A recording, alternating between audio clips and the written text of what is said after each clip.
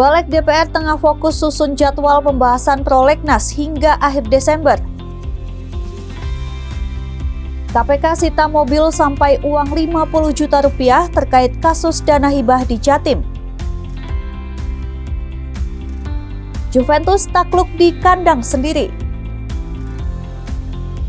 Selamat pagi pemirsa Sia Berita Nasional TV, program Berita Nasional Pagi kembali menyapa Anda. Pagi ini kami akan sajikan berita-berita terpanas dan terupdate dari seluruh Nusantara.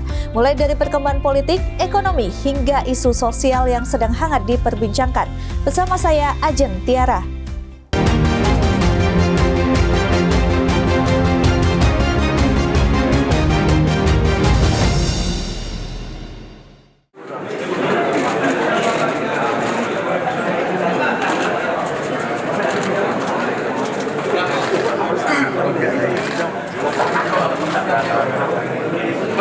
Presiden Republik Indonesia.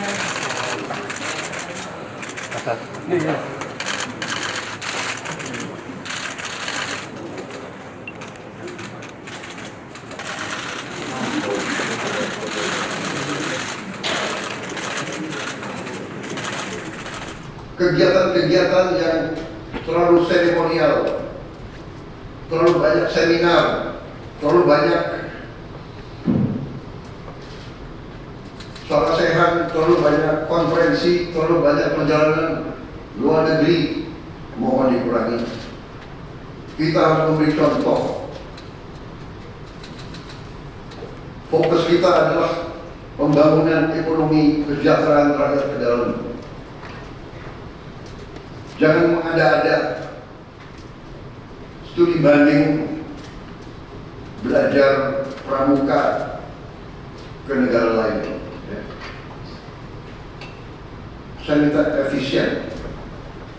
Saya minta Menteri Keuangan, saya minta semua Menko, saya minta semua Menteri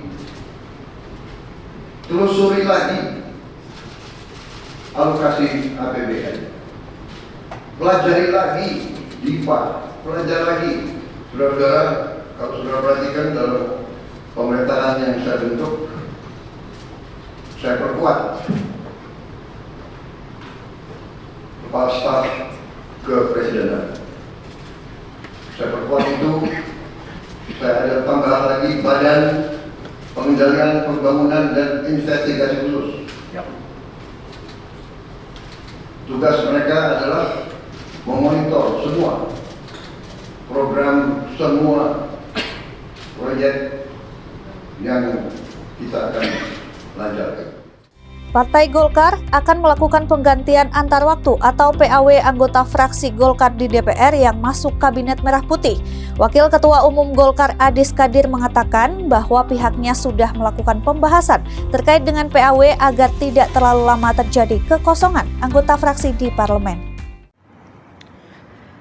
Sejumlah anggota DPR yang merupakan fraksi dari Partai Golkar yang telah dilantik pada 1 Oktober lalu ditunjuk oleh Presiden Prabowo Subianto untuk membantunya di Kabinet Merah Putih. Untuk mengisi kekosongan anggota fraksi Golkar di parlemen tersebut, akan dilakukan penggantian antar waktu atau PAW untuk mengisi kekosongan anggota di parlemen tersebut. Nama-nama yang mengisi nantinya akan dilakukan melalui mekanisme PAW untuk diajukan ke DPR dalam waktu dekat. Proses di Golkar akan segera melakukan pergantian antar waktu karena kami juga ingin tidak ada kekosongan anggota-anggota fraksi Partai Golkar di komisi-komisi. Jadi kami akan segera melakukan pergantian antar waktu untuk pengisian mereka-mereka yang telah menjadi Menteri Kabinet Merah Putih. Pengajuannya kapan tuh, Mas? Kira-kira Dimulai 1-2 hari ini. Ya. Dari Jakarta, Galuh Anggara, Sanas Kairus melaporkan untuk Berita Nasional TV. Badan Legislasi atau Balek DPR RI tancap gas membahas program legislasi nasional atau Prolegnas 2025. Dalam rapat pleno perdana, Balek DPR tengah fokus penyusunan Prolegnas hingga akhir tahun nanti. Dari agenda tadi juga termasuk di dalamnya. Dari agenda. Pembahasannya substansinya kalau untuk MD3 yang Ya, kita belum membaca secara menyeluruh. Kalau tadi kan kita hanya menyusun agenda ya, agenda ke depan ini. Seperti itu. Tambahan, Pak? Pak Imam. Ya, makasih. Tadi itu rapat pertama Kemarin ada rapat ya, penetapan pimpinan, kemudian perkenalan.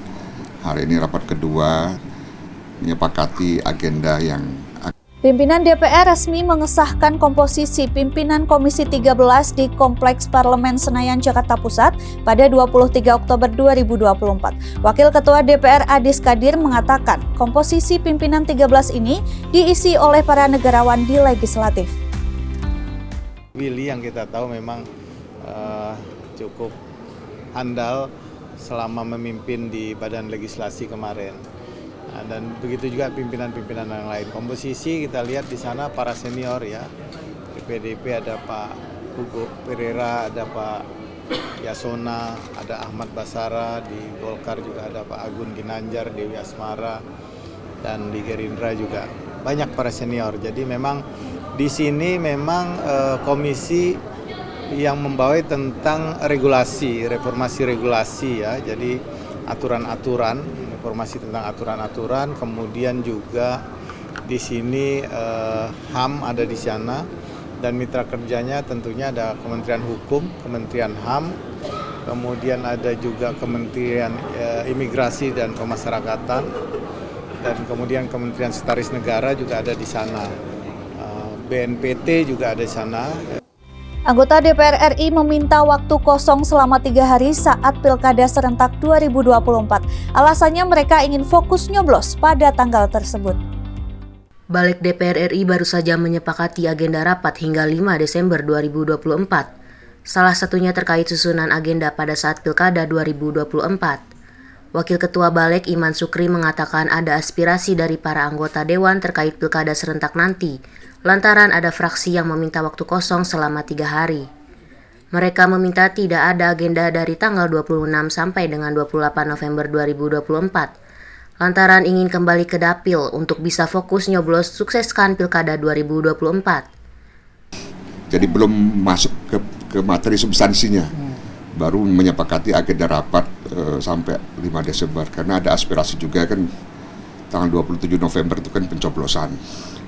Jadi banyak anggota tadi juga mengusulkan agar minta waktu 3 hari agar dikosongkan agar fokus nyoblos penyuksesan Pilkada 2024. Gitu.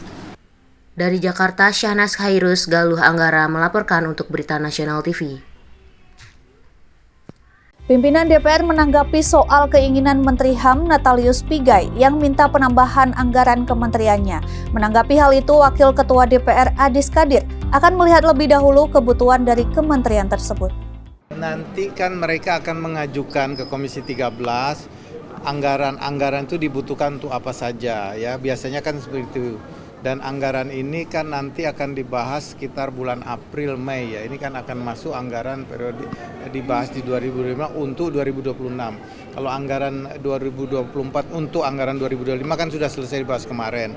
Jadi pembahasannya nanti akan dibahas di tahun 2025 sekitar dimulai kalau nggak salah sekitar bulan April. Nah, nanti rekan-rekan di Komisi 13 pasti akan melihat apa saja yang dibutuhkan dari 60 itu sampai ke berapa 20 triliun, dari 60 miliar ke 20 triliun. Nah, ini nanti akan dilihat apakah visible atau tidak. Kalau visible tentunya akan disetujui. Nah, tentunya juga mereka kan nanti akan mendapat pagu dari Kementerian Keuangan. Kementerian Keuangan tentunya pertama kali akan menelaah apakah anggaran ini masuk akal dan mampu apa tidak negara kita untuk memenuhi kebutuhan-kebutuhan tersebut. Informasi berita lainnya akan kami sajikan usai jeda berikut ini. Tetaplah bersama kami di Berita Nasional Pagi.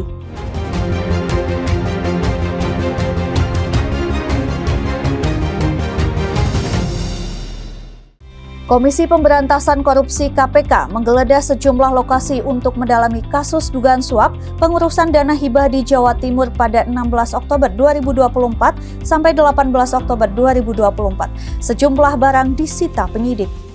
Sebagaimana yang sama-sama kita ketahui bahwa sejak tanggal 16 Oktober sampai dengan 18 Oktober tahun 2024, KPK melakukan serangkaian tindakan penyidikan berupa penggeledahan pada 1 kantor dinas peternakan Provinsi Jawa Timur, 3 rumah, dan 1 kantor yang berlokasi di Kota Surabaya, Kota Malang, dan Kabupaten Sidoarjo, Provinsi Jawa Timur. Rangkaian penggeledahan tersebut terkait dengan dugaan perkara yang sebagaimana tadi sudah saya sampaikan. Dan dari kegiatan penggeledahan tersebut, KPK telah melakukan penyitaan diantaranya berupa kendaraan 1 unit dengan merek Toyota Innova, uang tunai kurang lebih sebesar 50 juta rupiah, barang bukti elektronik berupa handphone, flash disk, dan laptop, serta dokumen-dokumen, catatan-catatan, kwitansi, BPKB, dan STNK kendaraan, serta beberapa dokumen lainnya. Sebagaimana kita ketahui bahwa dari perkara tersebut, KPK telah menetapkan 21 tersangka, yaitu 4 tersangka penerima dan 17 sebagai tersangka pemberi. Untuk penerima, 3 orang merupakan penyelenggara negara, sementara satunya merupakan staf dari penyelenggara negara. Seorang anak di bawah umur berusia 13 tahun di Kabupaten Bekasi, Jawa Barat jadi korban pencabulan oleh pelatih futsal. Aksi itu dilakukan saat berlatih futsal bersama teman sebayanya. Lebih parahnya lagi, aksi bejat pelaku direkam untuk mengancam korban agar tidak bercerita kepada orang lain. Seorang anak di bawah umur berusia 13 tahun di Kabupaten Bekasi, Jawa Barat menjadi korban pencabulan yang dilakukan oleh seorang pria yang merupakan pelatih futsal di lokasi penyewaan lapangan futsal di Kampung Pule, Desa Karangsetia, Kecamatan Karangbahagia, Kabupaten Bekasi, Jawa Barat. Kasus tersebut terbongkar usai video yang sengaja direkam oleh pelaku saat melancarkan aksi bejatnya itu beredar hingga diketahui oleh orang tua korban. SPR, korban yang masih duduk di bangku kelas 6 sekolah dasar, saat dicabuli pelaku saat ini korban sudah kelas 1 SMP, mengaku dicabuli oleh pelatih futsalnya itu sebanyak 2 kali di sebuah kamar dekat ruang ganti di area lapangan futsal. Sejak bulan November tahun lalu, korban diancam oleh pelaku akan menyebarkan video tersebut jika korban melaporkan tindakan asusila pelaku kepada orang lain. Ironisnya, bukan hanya SPR yang menjadi korban pencabulan oleh pelaku, ada sekitar 10 gadis ABG lainnya yang mengaku menjadi korban pencabulan pelaku. 3 diantaranya sudah melaporkan aksi bejat pelaku ke Polres Metro Bekasi. Saat ini, korban SPR mengalami trauma sejak kasus tersebut mencuat. Korban tak lagi mau keluar rumah, sementara keluarga korban berharap pelaku dihukum seberat-beratnya atas perbuatannya. Anak itu dilecehkan. Saya sangat geram sekali. Penegak hukum ini harus benar-benar dilaksanakan ini. Hukum yang seberat-beratnya. Iya, kita kesian sama korban kan, umur 13 tahun. Ini waduh, sangat luar biasa ini. Iya. Dan ini udah di bawah umur, udah pokoknya udah semuanya ini aja. Kita kesian aja dari pihak korban itu, anak itu bisa frustasi hidupnya dari sekarang sampai nanti itu. Viral istri Ibda Rudi Soik, Welinda Wonlele, cekcok dengan anggota Provos Polda Nusa Tenggara Timur pada Selasa 22 Oktober 2024. Diketahui Ibda Rudi Soik adalah anggota Polres Kupang yang diberhentikan secara tidak hormat setelah menyegel lokasi penimbunan BBM ilegal. Istri Ibda Rudi Soik terlibat cekcok dengan anggota Provos Polda NTT. Peristiwa tersebut terjadi di kawasan Jalan Jenderal Soeharto, Kupang, Selasa 22 Oktober 2024. Dalam video itu nampak mobil milik istri Ibda Rudi diberhentikan oleh sejumlah anggota polisi. Sempat terjadi cekcok mulut antara istri Ibda Rudi dengan anggota di lokasi. Menurut Kepala Bidang Propam Polda NTT, Kombes Robert Anthony Sormin, mobil yang dikemudikan istri Ibda Rudi dihentikan karena mengikuti mobil anggota Serse yang tengah tugas. Ibda Rudi sendiri merupakan anggota Polres Kupang. Ia diberhentikan dengan tidak hormat karena dinilai telah melanggar kode etik setelah menyegel lokasi penimbunan BBM ilegal. Seorang bocah berusia 4 tahun tewas setelah tertabrak mobil yang melaju ugal-ugalan di Balikpapan, Kalimantan Timur. Polisi menyebut pengemudi diduga pelaku curanmor. Video tersebut viral di sosial media. Pengendara mobil warna putih melaju dengan kecepatan tinggi saat lampu merah. Akibat peristiwa tersebut, seorang bocah usia 4 tahun tertabrak oleh pelaku. Malangnya, korban sempat terseret sejauh 600 meter. Menurut Kasat Lantas Polrestas Balikpapan, Kompol Ropiani, korban tabrak lari tengah berboncengan ayah dan ibunya dengan sepeda motor. Setiba di persimpangan lampu merah, motor yang mereka kendarai ditabrak oleh mobil pelaku. Korban yang diketahui berinisial AP meninggal dunia akibat luka di wajah dan kepala. Sementara aksi pelaku yang mengemudi ugal-ugalan berhasil dihentikan pengendara motor lain. Warga yang geram sempat melemparkan bogem mentah ke wajah pelaku. Polisi yang datang sempat kesulitan melakukan evakuasi. Berdasarkan hasil penyelidikan, terungkap pengemudi mobil tersebut diduga pelaku curanmor.